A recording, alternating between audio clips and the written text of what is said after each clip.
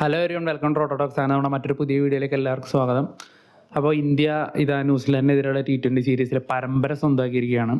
മൂന്നാമത്തെ T20 വിശാഖപട്ടണം നടന്ന T20യിൽ ഇന്ത്യക്ക് എന്താ പറയുക, ഒരു ഭയങ്കര ഒരു ഡൊമിനേറ്റിംഗ് ആയിട്ടുള്ളൊരു വിജയം. അതിന് വേറെ വാക്കുകളൊന്നും അങ്ങനെ പറയാനില്ല. അത്രയും ഒരു ബാറ്റിങ്ങിലായാലും ബോളിങ്ങിലായാലും സർവാധിപത്യം.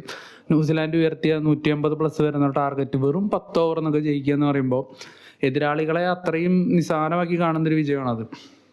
ഓൾറെഡി ന്യൂസിലാൻഡിൽ അത്യാവശ്യം നല്ല ബാറ്റേഴ്സ് ഉണ്ട്. അത്രയും നല്ല ബാറ്റ്സ്മാൻമാരുള്ളൊരു ടീമിനെയാണ് 150-160 താഴെയൊക്കെ റണ്ണിൽ മറ്റേ ഇന്നിങ്സ് അവസാനിപ്പിച്ചു വിടുന്നത്. അതും താരതമ്യേന ചെറിയൊരു ടോട്ടൽ, അത് ഏറ്റവും വേഗത്തിൽ എത്തുന്നുള്ളൂ. 10 ഓവറിലൊക്കെ കളി തീർക്കുക എന്നൊക്കെ പറയുമ്പോൾ നമുക്ക് ചിന്തിച്ചാൽ മനസ്സിലാവും എത്രത്തോളം ബാറ്റിംഗ് സ്ട്രെങ്ത്, ഇന്ത്യയുടെ ബാറ്റിംഗ് സ്ട്രെങ്ത് നമുക്ക് എത്രത്തോളം മികച്ചാണെന്ന് മനസ്സിലാവും. അത്രയും വലിയൊരു ടാലൻറ്റ് ഫാക്ടറാണ് ഇന്ത്യൻ ബാറ്റിംഗ് എന്ന് പറയുന്നത്. ഫസ്റ്റ് തന്നെ ന്യൂസിലാൻഡ് ബാറ്റിംഗ് ആയിരുന്നു. അവർ ഫസ്റ്റ് തുടക്കം തന്നെ ആക്രമിച്ച് കളിക്കാനാണ് നോക്കിയത്.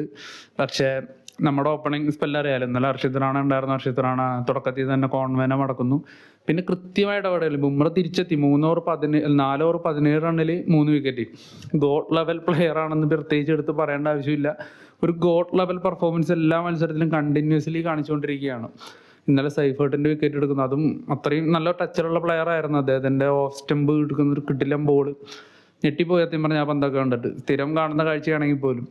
പിന്നീട് വലിയ പാർട്ണർഷിപ്പുകളും കാര്യങ്ങളൊന്നും വന്നില്ല.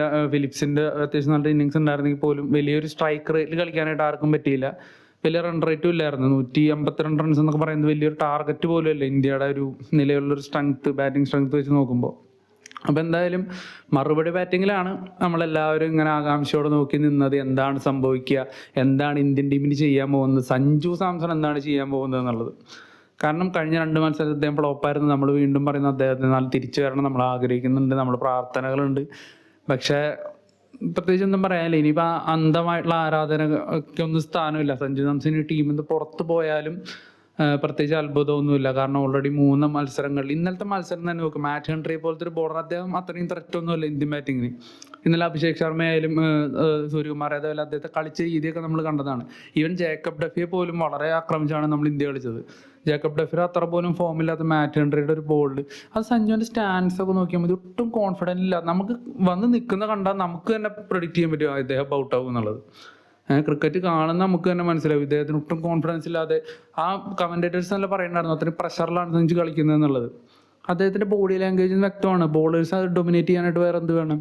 ഇത്രയും സിമ്പിളായിട്ട് നമുക്ക് തന്നെ ഇവിടെ നിന്ന് കണ്ടു കഴിഞ്ഞാൽ മനസ്സിലാവുന്ന രീതിയിലാണ് സഞ്ജു ബാറ്റ് ചെയ്തിരുന്നത്. ഇന്നലെ ഫസ്റ്റ് ബോളിൽ തന്നെ ഔട്ടായി പോകുമ്പോൾ തീർച്ചയായിട്ടും ഇനി ഗൗതം ഗംഭീർ അടുത്ത 2 മത്സരങ്ങളിൽ ചാൻസ് കൊടുക്കുമോ? 5ാമത്തെ T20, സ്വന്തം നാട്ടിലടക്കുന്ന T20യിൽ അദ്ദേഹം 11ൽ ഉണ്ടായില്ലെങ്കിൽ ഏറ്റവും വലിയൊരു വിഷമമുള്ള സന്ദർഭമായിരിക്കും അത്. നമ്മൾ ഏറ്റവും കൂടുതൽ ആഗ്രഹിക്കുന്ന അദ്ദേഹം പെർഫോം ചെയ്ത് കാണാനാണ്. പക്ഷെ അത് സംഭവിക്കാതെ വരുമ്പോൾ അതിന് നിരാശ എന്ന് പറയുന്നത് വളരെ വലുതാണ്. ഇവിടെ ക്യാപ്റ്റൻ സൂര്യകുമാർ യാദവ് ഫോമിലേക്ക് എത്തുന്നു. ഇഷാൻ കിഷൻ കിട്ടിയ അവസരത്തിൽ ഇന്നലെ സഞ്ജു പുറത്തായി തൊട്ട് പിന്നത്തെ ബോളിൽ അദ്ദേഹം വന്ന് നിന്നു. അതിന് പിറ്റത്തെ ബോളിൽ 6ഉം 4ഉം അടിച്ചിട്ടാണ് അദ്ദേഹം ഇന്നിങ്സ് സ്റ്റാർട്ട് ചെയ്യുന്നത്. സൂര്യകുമാർ യാദവ് ഫോമിലോട്ട് എത്തിക്കഴിഞ്ഞു. തിലക് വർമ്മ വേൾഡ് കപ്പ് കളിക്കുമെന്ന് ഉറപ്പായി കഴിഞ്ഞു. ഇഷാൻ കിഷൻ ഫോമിലാണ് നിൽക്കുന്നത്. പിന്നെ എന്തിനാണ് സഞ്ജു എന്ന് സെലക്ടേഴ്സ് ചിന്തിച്ച് അല്ലെങ്കിൽ കോച്ച് ചിന്തിച്ച് കഴിഞ്ഞാൽ അങ്ങനെ കുറ്റം പറയാൻ പറ്റും? ശിവം ദുബെ ടച്ചിലാണ്, റിങ്കു സിംഗ് ടച്ചിലാണ്, ഹാർദിക് പാണ്ഡ്യ നല്ല ഫോമിലാണ്.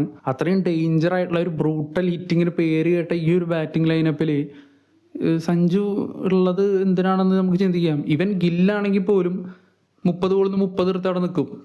ഗില്ലാണെങ്കിൽ പോലും അങ്ങനെ നിൽക്കും. ബാക്കിയുള്ളവരൊക്കെ ഭയങ്കര വലിയ ഹിറ്റേഴ്സ് ആയതുകൊണ്ട് ടീം സ്കോറിൽ അത്യാവശ്യം നല്ല രീതിക്ക് തന്നെ റൺസും വരും. സഞ്ജു പെട്ടെന്ന് പുറത്താവണം. സഞ്ജു കുറച്ച് പന്തുകൾ ഫേസ് ചെയ്യാൻ പോലും സഞ്ജുവിന് പറ്റുന്നില്ല. 3 മത്സരങ്ങളുടെ കാര്യമാണ്. ഇനിയിപ്പോൾ അടുത്ത മത്സരം ഗുവാഹത്തിയിലും അതിനുശേഷം തിരുവനന്തപുരത്തുമാണ്. തിരുവനന്തപുരം സഞ്ജുവിൻ്റെ സ്വന്തം ഗ്രൗണ്ടാണ്. ഗുവാഹത്തി രാജസ്ഥാൻ്റെ സെക്കൻഡ് ഹോം ഗ്രൗണ്ടാണ്. 2 സ്ഥലത്തും സഞ്ജുവിന് കളിക്കാൻ പറ്റുന്ന സാഹചര്യമാണ്. ആ 2 മത്സരങ്ങളിൽ സഞ്ജുവിന് ചാൻസ് കിട്ടുമല്ലോ എന്ന് നമുക്ക് ഉറപ്പില്ല. എന്തായാലും ഇപ്പോൾ കുറേ മാറ്റി പരീക്ഷണവും കാര്യങ്ങളൊക്കെ നടക്കുന്നുണ്ട് ഇന്ത്യൻ ടീമിൽ. ഇപ്പോൾ ഇന്നലെ ബിഷ്ണോയ് കളിച്ചു. ബിഷ്ണോയ് ഫോമിലാണ്. അതായത് ബെഞ്ച് സ്ട്രെങ്ത് പോലും കിടലിനാണ് ഇന്ത്യൻ ടീമിൻ്റെ. അപ്പോൾ ആ ഒരു സാഹചര്യത്തിലാണ് ഒരു പ്ലെയർ മാത്രം ഇങ്ങനെ ഫോം ഔട്ടായിട്ട് ഇങ്ങനെ പോകുന്നത്. അപ്പോൾ എന്തായാലും എന്താവും അടുത്ത മത്സരങ്ങളുടെ കാര്യമൊന്നും നമുക്കറിയില്ല. അപ്പോൾ എന്ത് വന്നാലും ഇനിയിപ്പോൾ ആരെയും കുറ്റം പറയാനും കോട്ടയാണ് ലോബിയാണെന്ന് പറയാനൊന്നുമില്ല. 2025 ഇപ്പോൾ കഴിഞ്ഞ ദിവസം നമ്മൾ വീഡിയോ ഉണ്ടായിരുന്നു. 2025 സഞ്ജുവിൻ്റെ സ്റ്റാറ്റ്സ് 2024 കമ്പയർ ചെയ്യുമ്പോൾ വളരെ താഴെയാണെന്നുള്ളത്. അപ്പോൾ കുറേ പേര് പറഞ്ഞ അഭിപ്രായമായിരുന്നു 2025 സഞ്ജു ഓപ്പണിംഗ് അല്ല, കുറേ മാറിയിട്ടൊക്കെയാണ് കളിച്ചതെന്ന്. ഓപ്പണിംഗ് മാത്രം കളിച്ച് ഇന്നിങ്സ് ഫിൽട്ടർ ചെയ്തെടുക്കുമ്പോൾ പോലും സഞ്ജുവിൻ്റെ ആവറേജും സ്ട്രൈക്ക് റേറ്റും വളരെ മോശമാണ്. അതായത് കുറച്ചുകൂടി വ്യക്തമായി കഴിഞ്ഞാൽ കഴിഞ്ഞ വർഷം തൊട്ട് സഞ്ജുവിൻ്റെ പെർഫോമൻസ് ബിലോ പാറാണെന്നാണ് അർത്ഥം. ഒപ്പമുള്ള കോമ്പറ്റീറ്റർ ആയിട്ടുള്ള ഗില്ല്, ഇപ്പം നമ്മൾ ഈ ഇന്ത്യയുടെ ഒരു ഓപ്പണിംഗ് സ്ലോട്ടിലുള്ള പ്ലേയേഴ്സും മത്സരിക്കുന്ന പ്ലേയേഴ്സ് നോക്കിക്കഴിഞ്ഞാൽ IPL ഓറഞ്ച് ക്യാപ്പ് അടിച്ചിട്ടുള്ള ഋതുരാജ് ഗെയ്ക്വാദും സായ് സുദർശനും ആ ഒരു ആർക്കിലില്ല, അതായത് സെലക്ടിങ് ആർക്കിലില്ല. പിന്നീട് വരുന്ന ഗില്ല്, അതുപോലെ തന്നെ ജയ്സ്വാൾ, അഭിഷേക് ശർമ്മ, സഞ്ജു സാംസൺ. ഇതിൽ ജയ്സ്വാളിന് അത്രയും കിടലൻ സ്റ്റാറ്റ്സ് ആണ്. ജയ്സ്വാൾ T20യുടെ ആർക്കിന് തൊട്ടടുത്ത് നിൽക്കുന്ന ആളാണ്. ഗില്ലിൻ്റെ കേസ് നമുക്കറിയാം. അപ്പോൾ ഇത്രത്തോളം പ്ലേയേഴ്സ് ഉണ്ടായിട്ട് പോലും സഞ്ജുവിന് എന്തിനും ഓപ്പണിംഗ് കൊടുക്കണം എന്ന് ആരെങ്കിലും ചിന്തിച്ച് കഴിഞ്ഞാൽ കുറ്റം പറയാൻ പറ്റും. സഞ്ജു പെർഫോം ചെയ്യുന്നില്ലല്ലോ, സഞ്ജു കൺസിസ്റ്റൻ്റ് ആയിട്ട് കളിക്കുന്നില്ലല്ലോ. 2024 ഒരു പീക്ക് സഞ്ജു ഉണ്ടായിരുന്നു. ഒരു കലണ്ടർ ഇയറിൽ 3 സെഞ്ചുറി ഒക്കെ അടിച്ചൊരു പീക്ക് സഞ്ജു സാംസൺ ഉണ്ടായിരുന്നു. ആ സഞ്ജു സാംസൺ മിസ്സായി കഴിഞ്ഞു എന്നാണ് തോന്നുന്നത്. അദ്ദേഹം തിരിച്ചു വന്നേ പറ്റൂ, തിരിച്ചു വരുമോ എന്ന് വിചാരിക്കാം. എന്തായാലും ഇന്നലെ ബാക്കി പ്ലേയേഴ്സിനെ, എസ്പെഷ്യലി അഭിഷേക് ശർമ്മ ഇന്നലെ 14 ബോളെന്നൊക്കെയാണ് 50 അടിച്ചത്. നമുക്കൊരു ഒരു ബ്രാൻഡിനെ അല്ലെങ്കിൽ ഒരു ഐക്കണെ നമുക്കിങ്ങനെ ബ്ലൂ പ്രിൻറ്റ് ചെയ്ത് ഉണ്ടാക്കിയെടുക്കാനൊന്നും പറ്റില്ല. അതിങ്ങനെ ഓട്ടോമാറ്റിക്കലി ഉണ്ടാവേണ്ടതാണ്. നിലവിൽ അഭിഷേക് ശർമ്മ എന്ന് പറയുന്ന പ്ലെയർ ഇന്ത്യൻ ക്രിക്കറ്റിനെ മാത്രമല്ല വേൾഡ് ക്രിക്കറ്റിനെ തന്നെ അത്തരത്തിലുള്ള ഒരു ബ്രാൻഡ് ഐക്കണായിട്ട് മാറിക്കൊണ്ടിരിക്കുകയാണ്. ഈ ഒരു ഫോം അദ്ദേഹം തുടർന്നുകൊണ്ടിരുന്ന സമീപ ഭാവിയിൽ ഇപ്പോൾ സൺറൈസേഴ്സിൻ്റെ ക്യാപ്റ്റനായിട്ട്, ഇന്ത്യൻ T20 ടീമിൻ്റെ ക്യാപ്റ്റനായിട്ട്, ODIയിലേക്കൊക്കെ അദ്ദേഹം വരാനായിട്ടുള്ള ഒരുപാട് സാധ്യതകളുണ്ട്.